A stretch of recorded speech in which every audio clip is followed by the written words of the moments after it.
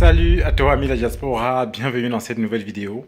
Je suis en direct de mon chantier de division que tu connais, hein. Et la deuxième partie de ce chantier a commencé. La première partie est terminée, que tu peux voir là derrière, c'est pas très clair.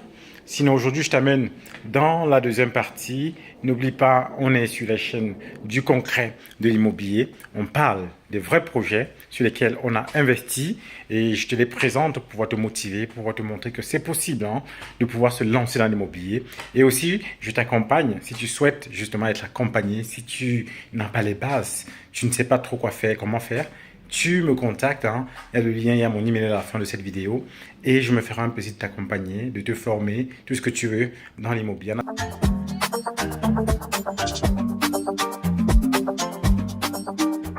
Donc comme tu peux le voir, on est au rez-de-chaussée. Bon là, ce sont les déchets, tout ce qui a été enlevé de là-haut là.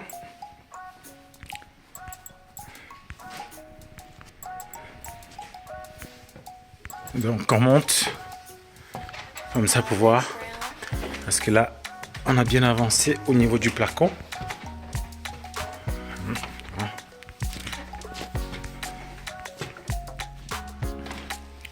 Donc voilà, là on est sur le séjour. Bon appétit. Merci.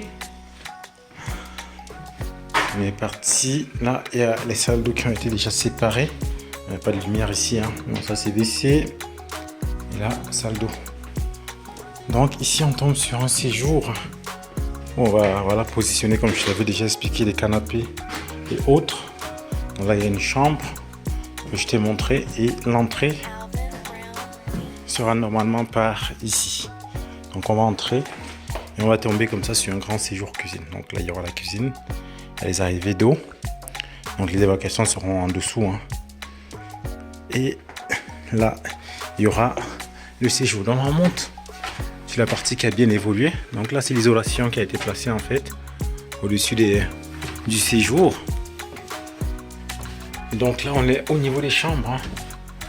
Donc je te rappelle, dans mon plan je t'avais parlé de 2 chambres quand on arrive là. Mais si, je vais mettre un tableau, ça sera beau.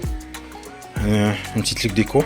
Et une chambre là et une autre chambre là. On a vraiment bien fait nos calculs pour que ce soit des chambres de 9 mètres carrés. Donc elle est sur toute la longueur comme tu peux voir. Donc, on est vraiment sur entre 9 et 10 mètres carrés.